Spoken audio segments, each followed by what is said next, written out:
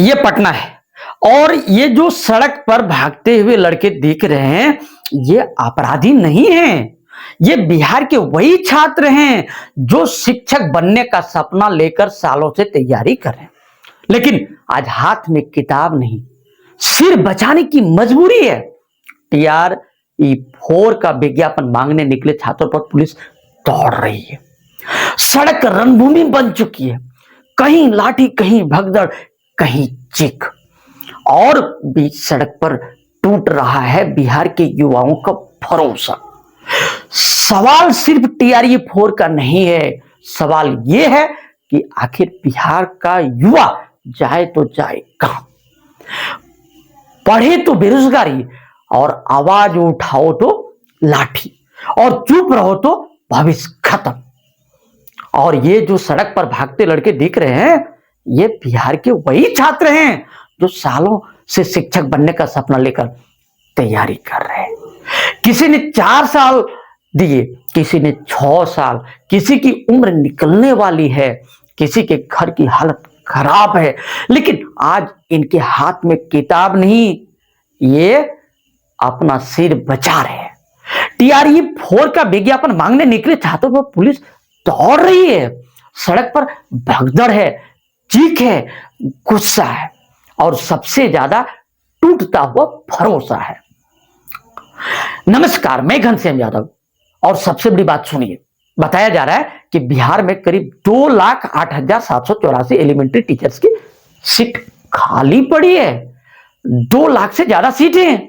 सोचिए, एक तरफ स्कूलों में शिक्षक नहीं है, बच्चों की पढ़ाई प्रभावित हो रही है, दूसरी तरफ लाखों युवा सालों से तैयारी करके बैठे, लेकिन भर्ती अब तक अटकी हुई है। यही वजह है कि छात्रों का गुस्सा अब सड़क पर दिखाई दे रहा है।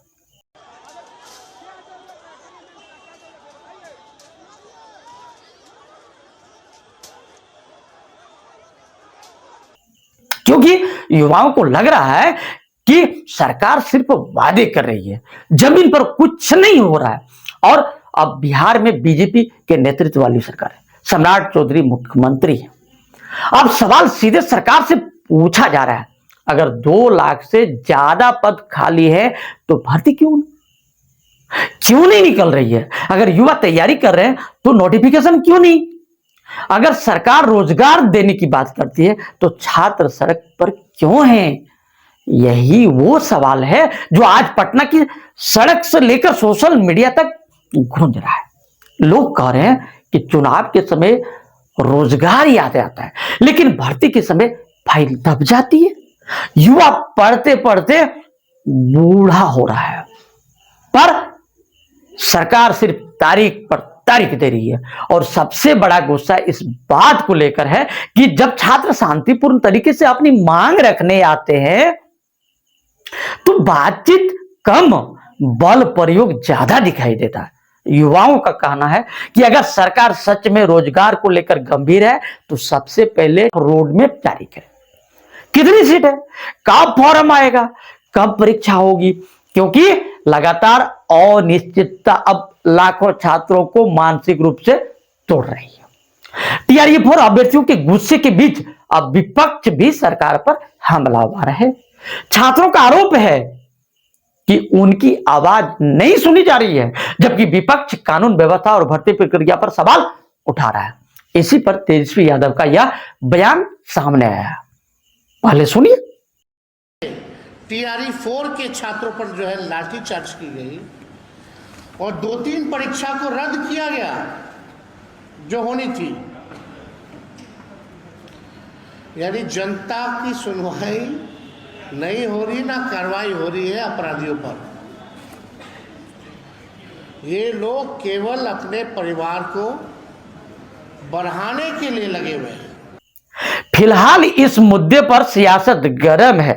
अभ्यर्थियों की मांग है कि निष्पक्ष कार्रवाई हो और भर्ती प्रक्रिया समय पर पूरी कराई जाए। अब देखना होगा कि सरकार क्या कदम उठाती है। दोस्तों, बिहार में बीजेपी सरकार बनाने के लिए किस कदर झूठ बोली है। नीतीश के नाम पर चुनाव लड़ा गया, नीतीश बाबू ही बिहार चलाएंगे, और आज नीतीश को साजिश के तहत मुख्यमंत्री के पद से बाहर किया गया और बीजेपी अपनी सरकार बना ली जिसमें सम्राट चौधरी मुख्यमंत्री। बिहार में चुनाव जीतने के लिए मोदी जी किस हद तक बात किए हैं, यह किसी से छिपा है क्या? आरजेडी का एक और गाना चल रहा है।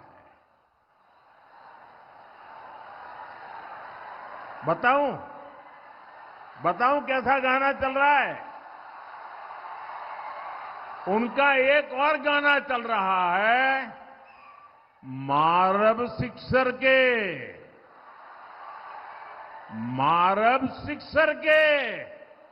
6 गोली छाती में।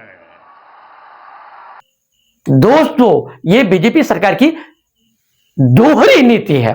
बिहार के भोली भाली महिलाओं के खाते में 10,000 रुपया देकर महिलाओं का वोट लिया।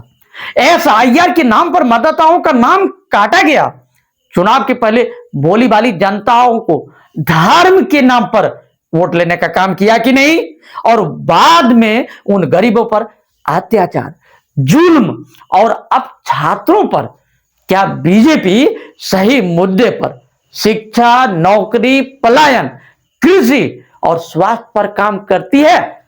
बताइए जरा।